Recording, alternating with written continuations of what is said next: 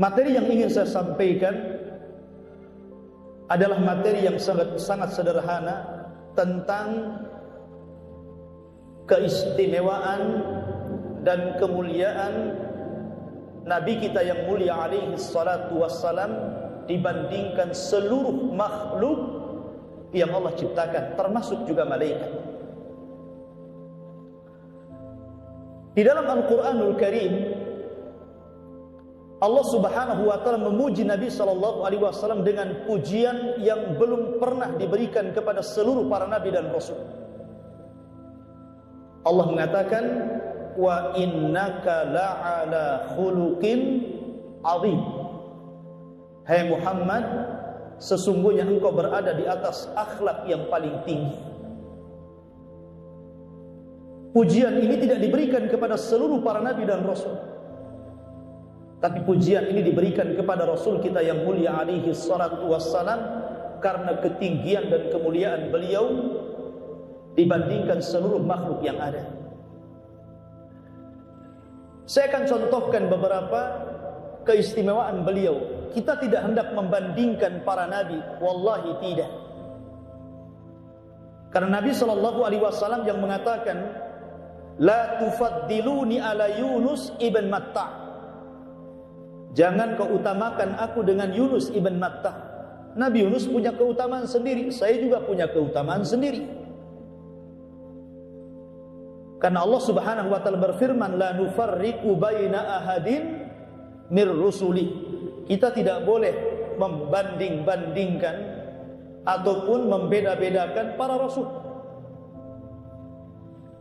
Tetapi karena kita ini punya nabi, dengan mengetahui keistimewaan Nabi kita dibandingkan seluruh para Nabi, maka kita akan terangsang untuk lebih menjadikan Rasul kita ini sebagai panutan dalam hidup dan kehidupan kita. Itu tujuan. Yang pertama, keutamaan Nabi SAW dibandingkan para malaikat. Ketika Nabi Allah Adam alaihi salatu wassalam diciptakan oleh Allah Subhanahu wa taala, kemudian malaikat dibariskan, termasuk juga iblis di situ. Kemudian Allah Subhanahu wa taala berfirman, wa idz qala dalam Al-Qur'an, usjudu li Adam fasajadu illa iblis. Wa idz qala rabbuka lil malaikati usjudu li Adam fasajadu illa iblis. Dan ketika Rabbmu berfirman kepada para malaikat, sujudlah kalian ke Nabi Adam, maksudnya sujud penghormatan. Kalau tentara itu ya menghormati atasannya kan begini, kan begitu. Ini hormatnya tentara namanya. Kalau hormatnya para malaikat kepada Nabi Adam dengan cara apa? Dengan cara sujud. Berarti sujud ini bukan sujud ibadah, karena tidak boleh diberikan kecuali kepada Allah. Apa kata Allah? Fasajadu, seluruh malaikat sujud kecuali iblis. Kalau Adam alaihi salatu wassalam lebih mulia dibandingkan para malaikat, karena malaikat sujud kepada Adam, maka Nabi kita yang mulia alaihi salatu wassalam lebih mulia dibandingkan Adam. Mana dalilnya? Karena Nabi sallallahu alaihi wasallam termasuk ulul azmi minar rusul. Dan ulul azmi itu cuma ada 5. Adam tidak masuk di sini. Ulul azmi itu Nuh, Ibrahim, Isa, Musa, kemudian Rasul kita yang mulia alaihi salatu wassalam. Itu disebut ulul azmi. Adam tidak masuk di sini. Menunjukkan bahwa Rasul lebih mulia dibandingkan Adam, dan Adam lebih mulia dibandingkan malaikat. Secara otomatis tentu Rasul lebih mulia dibandingkan malaikat. Kalau ada orang yang bertanya, Ustaz, bukankah Adam pernah tinggal di sorga? Pernah masuk dan menginjakkan kakinya di sorga. Allah berfirman kepada Adam, uskun anta wa zaujukal jannah. Masuklah engkau dan istrimu Hawa ke dalam sorga. Kita katakan Nabi kita juga sama, pernah masuk ke dalam sorga dalam peristiwa Isra dan Mi'raj. Ini sekarang bulan Rajab, kita diingatkan dengan peristiwa besar yang disebut dengan Isra dan Mi'raj. Rasul masuk ke dalam sorga. Makanya Nabi SAW bisa mensifati sorga secara global kepada kita.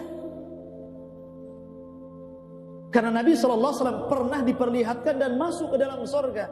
Salah satu hadis yang ma'ruf, Nabi SAW mengatakan, dakhaltul jannah fa idza ana biqasrin minadz dzahab. Aku masuk ke dalam sorga, tiba-tiba dihadapkan kepadaku istana terbuat dari emas. Kemudian Rasul bertanya kepada Jibril, itu siapa itu? Jibril mengatakan, untuk anak muda dari Quraisy. Kata Rasul, jangan-jangan saya, karena saya anak muda dari Quraisy. Kemudian Rasul bertanya lagi, untuk siapa wahai Jibril?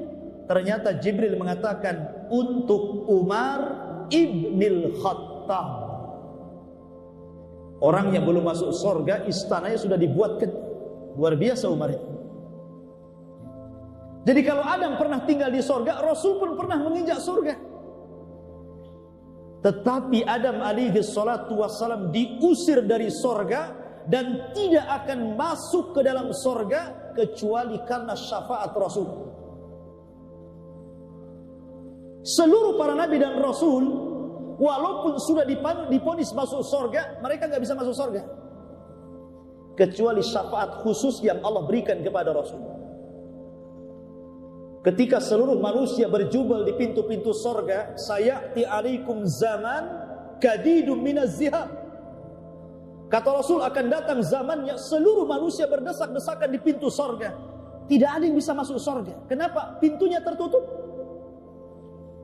Tiba-tiba Nabi SAW dari keramaian itu muncul, kemudian mendekati pintu surga, kemudian mengucapkan salam, dijawab oleh malaikat Ridwan salamnya, dan malaikat Ridwan mengatakan, bika umirtu alla aftah li ahadin qablaka qad. Karenamu ya Muhammad, aku dilarang Allah tidak boleh membuka pintu ini kecuali kau yang minta. Kalau Rasul SAW tidak membuka pintu sorga, orang akan di depan pintu sorga saja itu. Dari sini tentu Rasul lebih istimewa dibandingkan Adam alaihi salatu wassalam. Kalau Adam alaihi salatu wassalam diajarkan ilmu yang banyak, wa 'allamal Adamal asma'a kullaha, dan Allah mengajarkan kepada Adam nama-nama secara keseluruhan. Rasul juga sama, wa 'allamaka ma lam takun ta'lam, dan Allah telah mengajarkan kepada Muhammad sesuatu yang kau sebelumnya tidak tahu.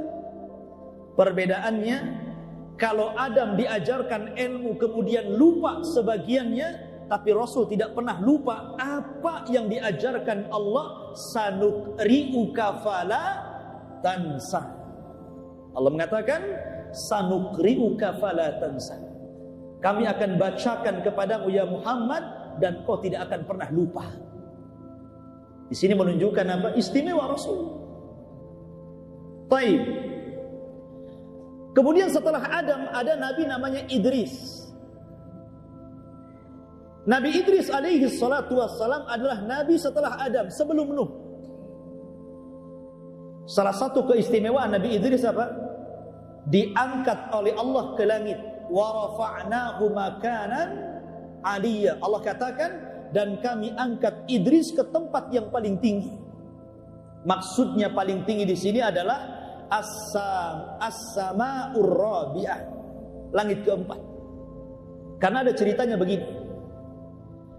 Idris ini diutus kepada Bani Adam. anak-anak Adam dan cucu-cucunya. Ketika Habil meninggal dunia, kemudian Adam meninggal dunia, maka kabilah Qabil ini menguasai anak-anaknya Adam, sehingga kerusakan di mana-mana. Tetapi belum ada penyimpangan akidah. Perzinahan sudah ada. Kemudian musik dan minum khamar sudah ada. Pembunuhan sudah ada karena Qabil membunuh Habil. Tapi belum ada kesyirikan. Akidah mereka masih lurus, cuma maksiat saja. Maka kemudian Idris diutus kepada mereka untuk memperbaharui anak-anak dan cucu Adam ini. Akhirnya Allah berikan pahala kepada Idris. Setiap hari Idris akan mendapatkan pahala sejumlah orang yang didakwahinya. Makanya Idris kemudian meminta kepada Allah untuk dipanjangkan usianya agar dia bisa berdakwah lebih lama lagi. Kemudian dia berjumpa dengan malaikat Jibril. Kata Idris, Jibril, bisa enggak kau temukan aku dengan malaikat maut? Kata Jibril, untuk apa? Saya ingin melobi usia agar malaikat maut jangan buru-buru mencabut nyawa saya. Akhirnya kemudian malaikat Jibril mengiyahkan dan akan mempertemukan Idris dengan malaikat maut. Disitulah kemudian Jibril mengangkat Idris ke langit keempat. Inilah isyarat daripada firman Allah, wa rafa'nahu makanan aliyah, dan kami angkat Idris ke tempat yang tinggi. Maksudnya ke langit keempat. Sesampainya di langit keempat, rupanya malaikat maut sudah nunggu, padahal nggak janjian tuh. Sudah ada. Malaikat Jibril kaget gitu kan. Tiba-tiba sampai di langit keempat, rupanya malaikat maut sudah ada di situ. Kemudian Jibril mengatakan kepada malaikat maut, bukankah aku belum memanggilmu? Kenapa kau sudah ada di sini? Maka malaikat maut mengatakan, amarani Rabbi, Allah perintahkan kepadaku an aqbidur ruha, untuk mencabut nyawa seseorang di langit keempat. Aku pun heran, manusia itu di bumi, kenapa Allah menyuruh saya mencabut orang di langit keempat? Katanya. Rupanya yang dimaksud di situ Nabi Idris. Idris mau minta kepada Jibril ditemukan dengan malaikat maut untuk tawar-tawaran usia. Rupanya pada waktu yang sama malaikat maut diperintah untuk mencabut nyawa Idris. Itulah yang difirmankan Allah, idza jaa ajaluhu la yastakhiruna sa'atan wa la yastaqdimun. Kalau ajal sudah sampai, enggak mungkin mundur, enggak mungkin maju, pas waktunya.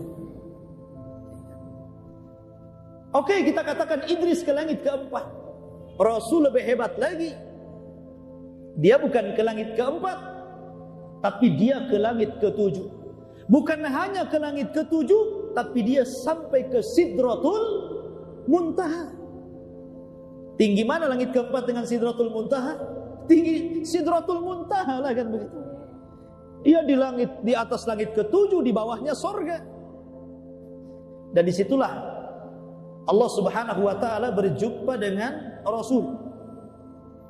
Ketika Nabi SAW sampai di Sidratul Muntaha, maka Rasul SAW kemudian mengucapkan tahiyat penghormatan. At-tahiyatu lillah was-salawatu wat-thayyibat. Assalamu alayka Assalamu alayka, Allah berfirman, Assalamu alayka ayyuhan nabi. Jadi ketika Rasul sampai di Sidratul Muntaha, Rasul mengucapkan apa? At-tahiyatu lillahi was-salawatu wat-thayyibah. Kemudian Allah jawab, Assalamu alayka ayyuhan nabi wa rahmatullahi wa barakatuh. Maka Rasul menjawab, Assalamu alayna wa ala ibadillahis salihin. Kemudian didengar malaikat Jibril, Ashhadu an la ilaha illallah wa ashhadu anna Muhammadar Rasulullah. jadilah tahiyat ini dibaca pada setiap tasyahud pada solat-solat kita untuk mengenang peristiwa Isra dan Mi'raj. Jadi tahiyat kita, jadi doa kita setiap tasyahud. Jadi ma'asyiral muslimin yang dimuliakan Allah Subhanahu wa ta'ala, jadi Nabi SAW diangkat ke Sidratul Muntaha. Kalau Idris sampai ke langit keempat saja. Taib. Ini contoh keutamaan dan keistimewaan Rasul dibandingkan Adam dan Idris. Kita masuk kepada ulul azmi. Siapa ulul azmi? Nuh, Ibrahim, Isa, Musa. 4 Rasul. Kita mulai daripada Nuh. Nuh alaihi salatu wassalam diberikan usia panjang. Allah mengatakan dalam Al-Quran, Alfasanatin illa khamsina ama.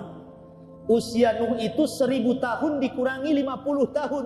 Artinya 950 tahun.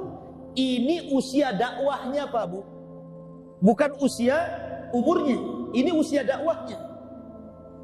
Kalau usia umurnya menurut kebanyakan para ulama atau jumhur, usianya 1400 tahun. Saya mengambil pendapat yang mayoritas saja. Tetapi usia dakwahnya 950 tahun kan lama tuh. Bukan itu saja, Nuh itu berdakwah siang malam loh. Dijelaskan dalam Quran itu, inni da'autu qaumi lailan wa nahara. Aku berdakwah kepada umatku itu siang malam. Kalau di masjid ini kan, ya baru tadi kata Bapak Takmir, kadang tenggelam, kadang muncul kan gitu. Ini Nuh ini siang malam dakwanya nih. Tapi ternyata tidak banyak yang mengikut kecuali sedikit. Ada yang mengatakan pengikutnya 20, ada yang mengatakan 40, ada yang mengatakan 80, dan itu yang paling banyak. 80 orang, pendapat yang paling banyak pengikutnya Nabi Nuh itu 80 orang, itu yang ada di kapalnya yang diselamatkan.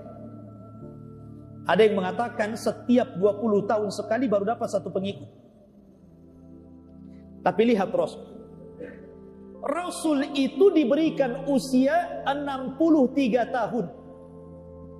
Diangkat Nabi dan Rasul di usia 40 tahun. Berarti usia dakwahnya 23 tahun. Ya kan? Nuh 1400 tahun. Usia dakwahnya 950 tahun. Rasul usianya 63 tahun. Diangkat jadi Nabi dan Rasul dan mulai dakwah ketika umur 40 tahun. Berarti usia dakwahnya hanya 23 tahun, 10 tahun di kota Mekah dan 13 tahun di kota Madinah.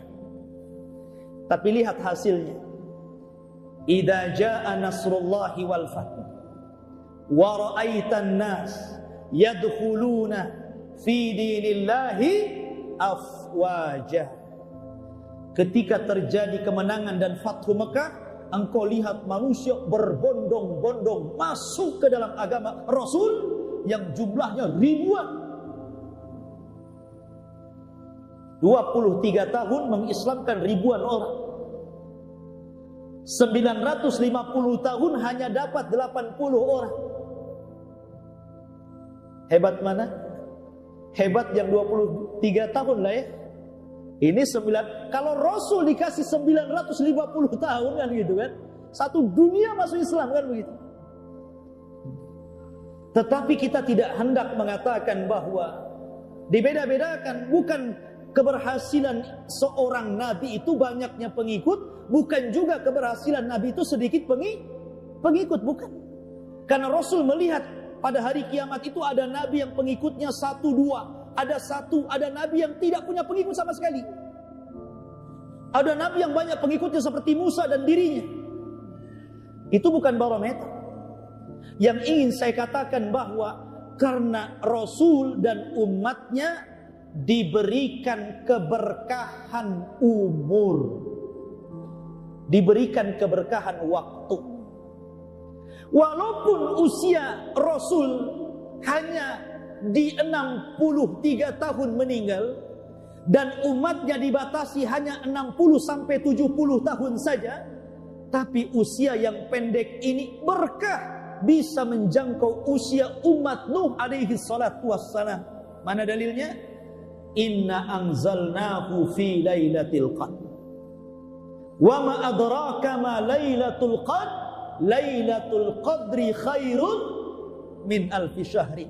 Satu malam dalam Islam yang disebut Lailatul Qadar itu sebanding dengan 84 tahun beribadah dalam bahasa Quran 1000 bulan. Kalau setiap tahun Anda mendapatkan Lailatul Qadar, anggaplah usia Anda sekarang 50 tahun. Usia balik kalau perempuan 9 tahun. Berarti kalau setiap tahun mendapatkan Lailatul Qadar, berapa kali dapat tuh? Kalikan 1000 bulan. Seolah-olah usia kita panjang. Itu baru Lailatul Qadar saja. Karena banyak dalam Islam itu amalan-amalan kecil tapi pahalanya besar. Seperti contohnya doa masuk pasar. Kata Nabi SAW, siapa yang berdoa masuk pasar, maka akan dihapus 1 juta kesalahan, diberikan pahala 1 juta pahala, dan diangkat 1 juta derajat. Ibu-ibu kalau masuk pasar baca doa nggak itu? Yang enggak, buka dompetnya. Ini cukup nggak belanjanya katanya? Baca doa dulu, karena di pasar itu tempatnya setan, Bu. Setan itu menancapkan bendera perang itu di pasar. Karena tidak ada dosa yang paling lengkap kecuali di pasar. Sebutkan dosa apa yang tidak ada di pasar, ada semua tuh. Orang bertengkar ada di pasar. Orang hasad sesama pedagang ada di pasar. Orang kedukun biar laris ada di orang-orang pasar tuh biasanya. Sebutkan apa? Nampak aurat di pasar. Makanya Rasul mengatakan sebaik-baik tempat masjid dan seburuk-buruk tempat pasar, tetapi kebanyakan orang tinggal di tempat yang paling buruk. Ya, kata Pak Imam tadi, kalau pengajian jemaahnya lari katanya. Tapi kalau ada konser di pasar masuk semua katanya. Apalagi pasar sekarang itu indah ya. Coba lihat mal-mal itu. Jauh lebih bagus dibandingkan rumah kita. Toiletnya saja lebih baik daripada ruangan rumah kita itu, mal itu. Semuanya ber-AC. Sehingga orang makin nyaman lagi di tempat yang paling buruk tuh. Masyarul muslimin yang muliakan, kita kembali. Karena umat Muhammad itu diberkahi usianya. Nuh alaihi salatu wassalam tidak sabar dakwahnya. Setelah 950 tahun berdakwah, Allah firmankan kepada Nuh bahwa umatnya tidak mungkin beriman kecuali sedikit. Maka Nuh kemudian berdoa kepada Allah, Rabbi inni maghlubun fantasir. Ya Rabb, kaumku hendak mengalahkanku, aku minta tolong Rabb. Nggak sabar Nuh. Akhirnya dia minta agar umatnya diazab. La tadar alal minal kafirina dayyara. Ya Rabb, jangan kau tinggalkan satu pun jiwa orang kafir. Bayangkan, minta dibinasakan semua sama Nuh, orang-orang yang beriman, dan Allah kabulkan. Datang banjir dengan angin tufan, akhirnya meluluh lantakkan negeri dan seluruh dunia. Tidak ada satupun yang hidup kecuali Nuh dan pengikutnya. Tapi lihat Rasul, macam-macam ujian yang ditimpa Rasul dalam berdakwah. Diancam bunuh, iya. Dicaci maki biasa. Dilempari kotoran, iya. Diusir, dilempari batu. Siapa dai yang seperti ini di zaman sekarang coba? Nggak ada. Sesat-sesatnya dai, anggaplah ada dai sesat ngaku nabi gitu kan. Tapi tidak ada seperti nabi ujiannya. Nabi ini mendakwahkan yang benar, tapi lihat semua ujian ada di. Ketika dia awal dapat wahyu, jalan ke pasar-pasar dia. Ketika musim haji, datang ke orang-orang di musim haji dan mengatakan, Qulu la ilaha illallah ayyuhan nas, wahai manusia ucapkan la ilaha illallah. Abu Lahab di belakang sambil ngelempari pakai kerikil kecil kepada Rasul, la tusaddiqu fa innahu kadzib. Jangan benarkan, itu pendusta itu. Pamannya yang ngomong gitu. Kalau sudah pamannya yang ngomong begitu kan pasti percaya. Kenapa? Karena paman lebih paham ponakan. Abu Lahab lebih paham siapa Rasul menurut orang-orang kan gitu. Ini dari keluarga, orang-orang terdekat Abu Jahal. Sampai belakangan gak kuat, diusirnya, disuruhnya sahabat hijrah ke Habasyah pertama, ke Habasyah kedua, baru kemudian ke Madinah. Rasul pun ikut hijrah sekalian. Tapi Rasul sabar. Bahkan suatu ketika Nabi SAW dakwah di Taif, dilempari batu sama orang-orang Taif, sampai berdarah-darah Rasul. Ada dai yang seperti ini sekarang dilempari sama umat sampai berdarah-darah gitu kan. Mungkin pensiun jadi dai dia. Ya. Tapi Nabi SAW berdoa kepada Allah. Ketika datang malaikat Jibril membawa 2 malaikat penjaga bukit Taif. Kemudian Jibril mengatakan, ya Muhammad, nih 2 malaikat penjaga bukit, murhuma, perintahkan kepada keduanya, kalau kau mau, dia siap mengangkat 2 bukit Taif dan ditimpakan kepada penduduk Taif. Tapi Rasul sabar.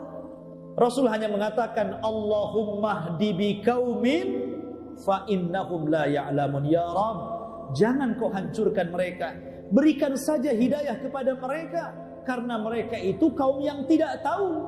Sebab kalau mereka tahu saya Nabi, tidak mungkin mereka melampari saya. Sabar Rasul. Tidak ada orang yang paling sabar. Sekarang kalau anda sekarang dapat musibah, anggaplah anda dapat musibah, sebutkan musibah anda. Pasti semua musibah yang anda derita, Rasul pernah mengalaminya.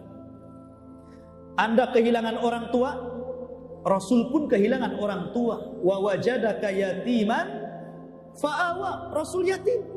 Ketika dalam kandungan Abdullah meninggal dunia. Kalau anda ditimpa musibah, anak anda meninggal semua. Rasul pun anaknya meninggal kecuali 1, Fatimah. Baru meninggal setelah Rasul meninggal. Tapi seluruh anak Rasul 6 orang, mulai daripada Abdullah, Qasim, Thayyib, kemudian Zainab, Ummu Kulthum, kemudian Ruqayyah, semua meninggal sebelum Rasul meninggal. Kecuali Fatimah 6 bulan setelah Rasul meninggal baru dia meninggal. Kalau anda meninggal anaknya, Rasul pun meninggal anaknya. Kalau anda miskin, Ustaz saya miskin, kerjaan saya ngojek online. Sekarang di demo-demo ojek-ojek ini makin sulit lagi. Ya. Nabi loh 15 tahun jadi gembala kambing. Penggembala kambing loh, bukan ojek online. Menggala kambing ini miskin, dibayar sekedarnya. Kambing lagi yang dirawat. Kalau seandainya anda ditimpa musibah, apa coba musibah anda? Anda dalam berdakwah dilempari, Rasul sudah dilempari. Anda dalam berdakwah dicaci maki, Rasul dicaci maki. Anda dalam berdakwah diancam bunuh, Rasul hampir dibunuh.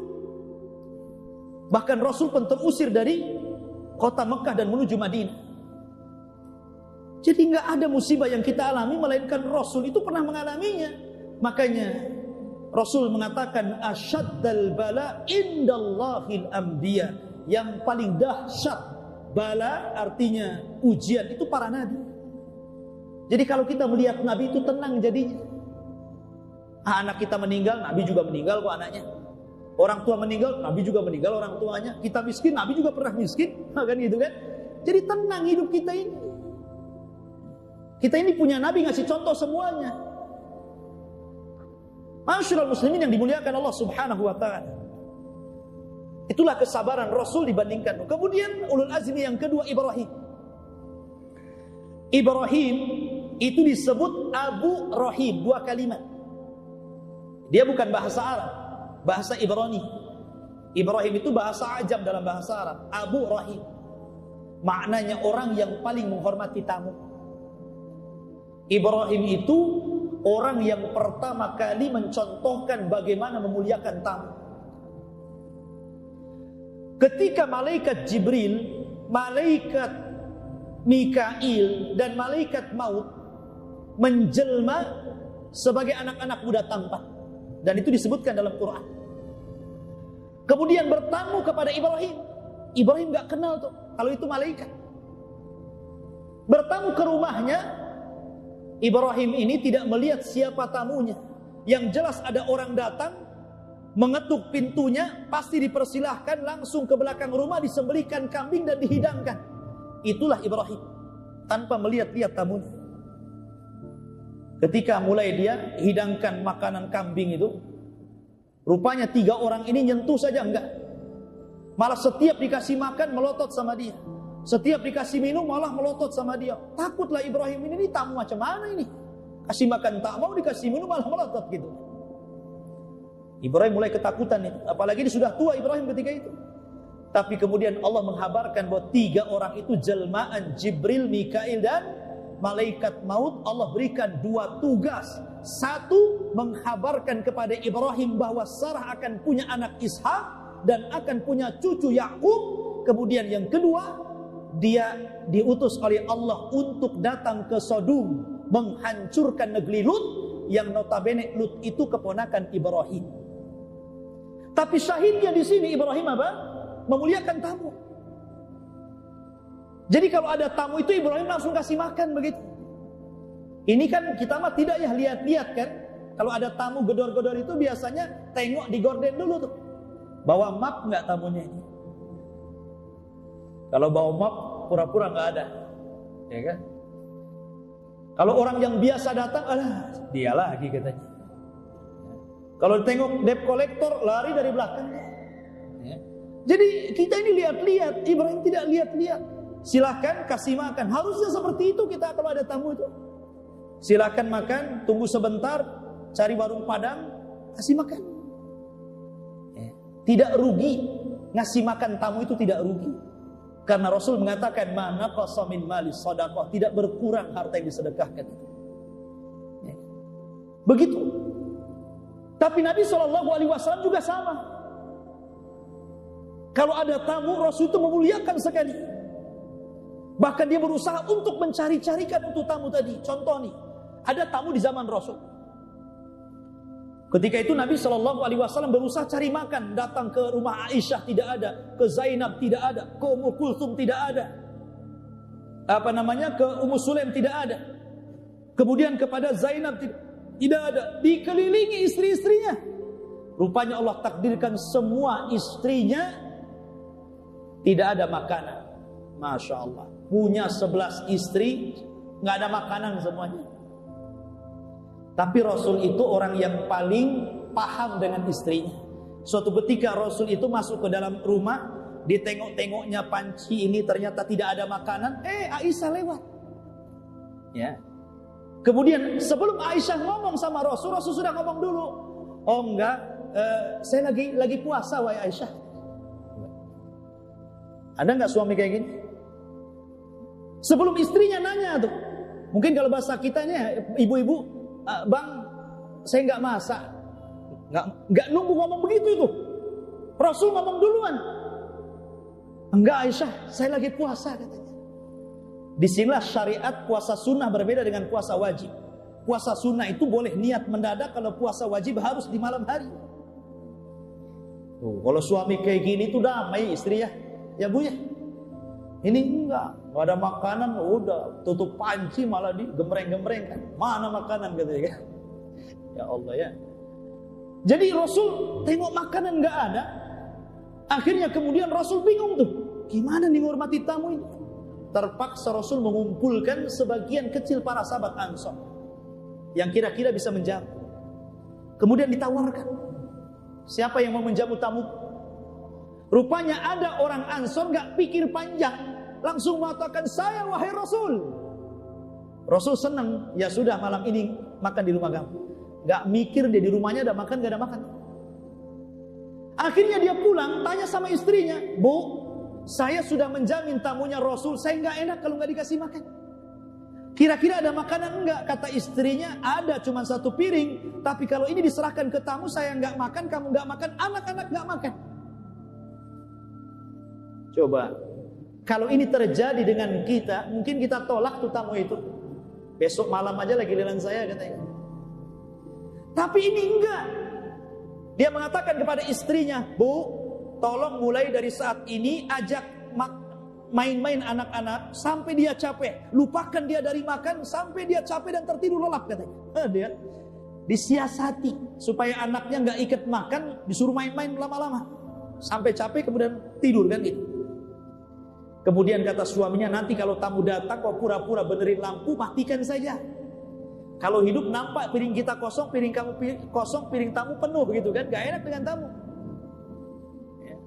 Akhirnya betul malam hari datang, digelapkan, bertiga makan, yang makan satu, yang dua kosong. Yang dua ini tangtong-tangtong saja kan gitu. Selesai dihidupkan, akhirnya Allah pun menurunkan ayat sehingga cerita ini sampai kepada kita. Wa yu'thiruna ala anfusihim walau kana bihim khasasa. Mereka para sahabat itu lebih memuliakan orang lain walaupun hidup mereka susah. Ya. Itulah mereka.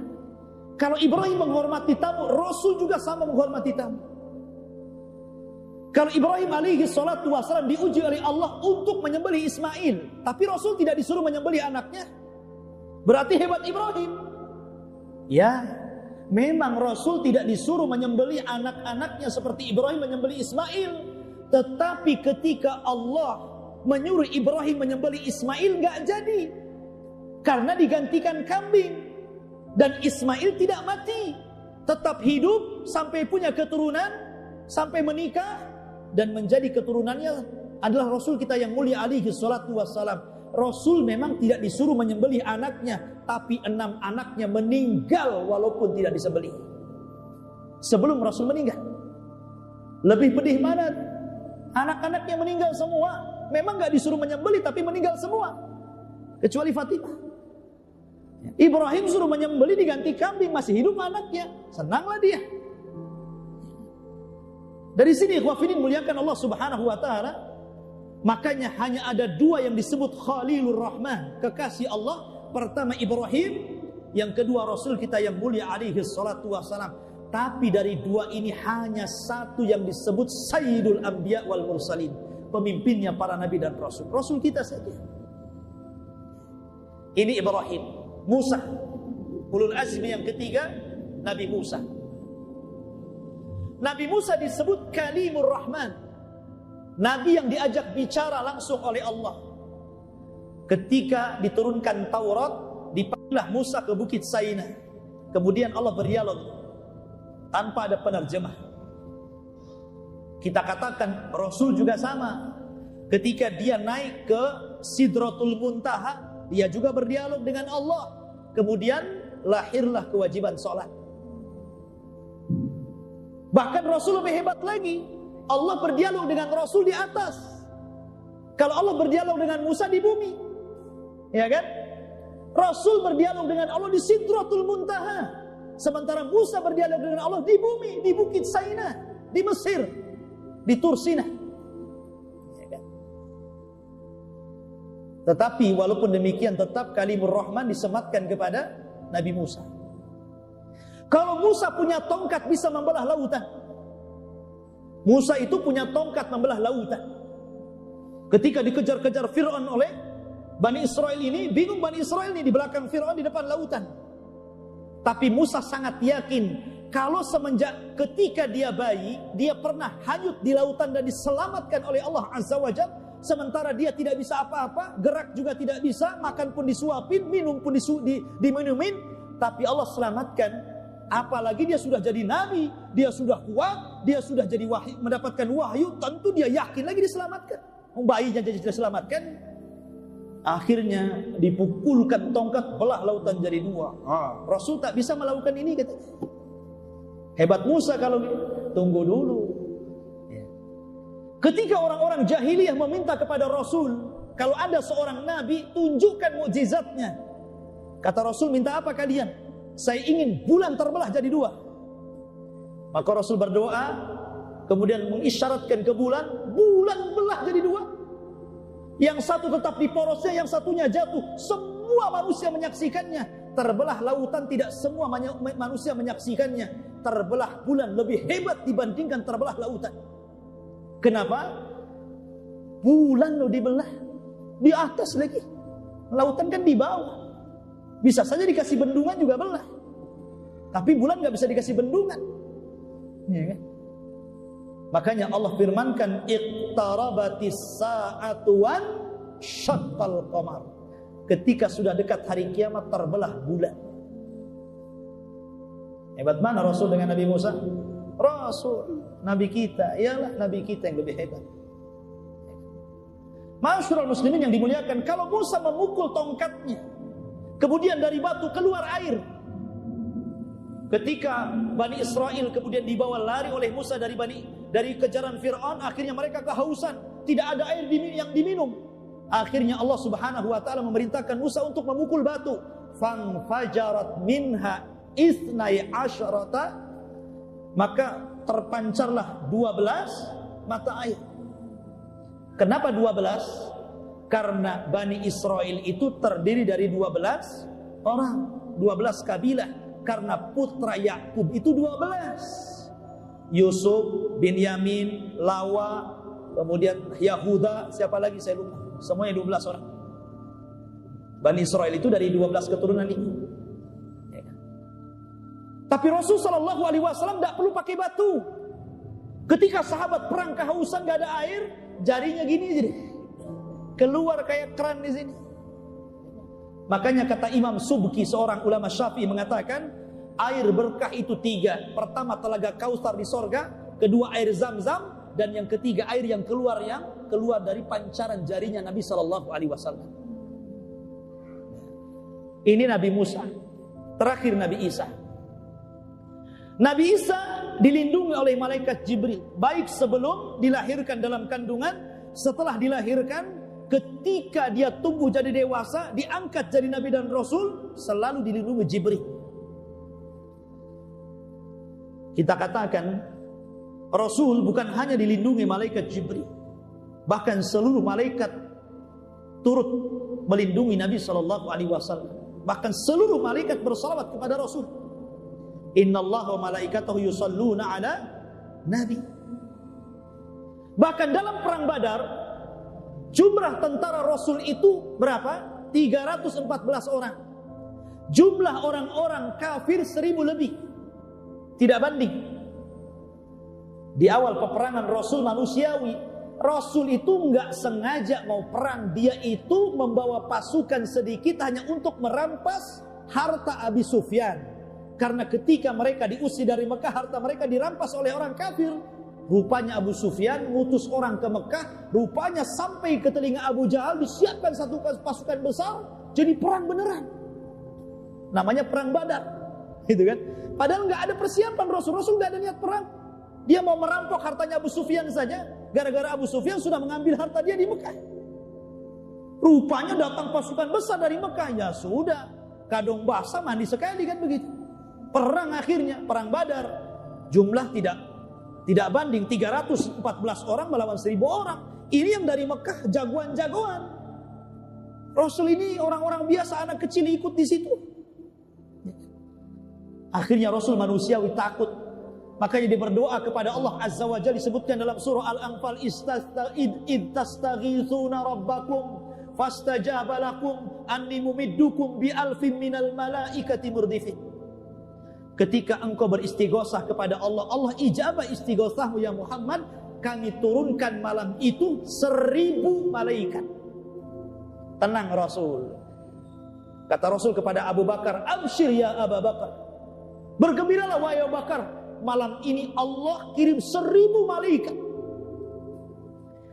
Kemudian keesokan harinya ketika mau berperang, Allah berfirman lagi, in tasbiru wa tattaqu yumdidkum bisalasati alafin minal malaika. Hei Muhammad, kalau engkau bertakwa, bersabar lagi, ku tambah lagi 3000. Berapa itu jumlahnya? 4000. Ketika perang betul-betul, yumdidkum bi khamsati alafin minal malaika. Allah kirim 1000 lagi, berarti genap menjadi 5000 pasukan malaikat dengan 314 pasukan Rasul melawan 1000 pasukan Abu Jahal. Ini musuh nggak kelihatan, Malaikat kan nggak kelihatan. Berarti berperang dengan musuh yang nggak kelihatan. Kira-kira menang mana tuh? Antum melawan musuh yang nggak kelihatan. Tinggal nebas saja lah kan begitu.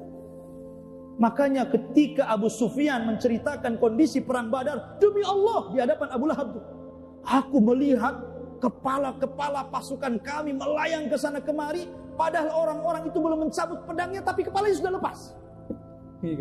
Siapa yang menembas? Malaikat. Makanya perang Badar itu perang pertama dimenangkan dalam Islam. Lihat, Rasul dibantu malaikat. Ya, luar biasa. Itulah kehebatan. Ini cerita ulul azmi. Kalau nabi-nabi di bawah ulul azmi ya tentu lebih istimewa lagi. Di atas ulul azmi saja istimewa Rasul. Taib. Sekarang pada hari kiamat, ketika bumi ini sudah dihancurkan semuanya, tetap Rasul itu orang yang paling istimewa di hari akhir. Di padang mahsyar manusia dikumpulkan di situ. Allah Subhanahu wa taala giring mereka ke satu tempat dan Allah pisahkan antara mukmin dan kafir. Allah mengatakan, "Idza zulzilatil ardu zilzalaha wa akhrajatil ardu athqalaha wa qala al insanu ma laha yauma idin tuhadditsu akhbaraha." Ketika bumi bergoncang karena tiupan sangkakala, maka bumi akan mengeluarkan isi beratnya. Maksudnya manusia yang dikubur itu dikeluarkan pada hari kiamat. Maka ketika manusia mulai dari orang yang terakhir dan yang pertama hidup dan yang terakhir mati, dibangkitkan semuanya, disinilah manusia terpecah jadi dua. Pertama orang-orang kafir berteriak-teriak, malah ada apa ini? Bahkan disebutkan dalam surah Yasin, ya wailana man ba'atsana mim marqadina. Celaka kami, siapa yang membangunkan kami dari tidur kami? Tapi orang mukmin mengatakan, hadza ma wa'adar rahman wa sadaqal mursalun. Inilah janji Allah untuk kami dan benarlah utusan itu yang telah mengucapkan begini dan begitu. Orang yang beriman mendapatkan ketenangan, orang kafir sibuk.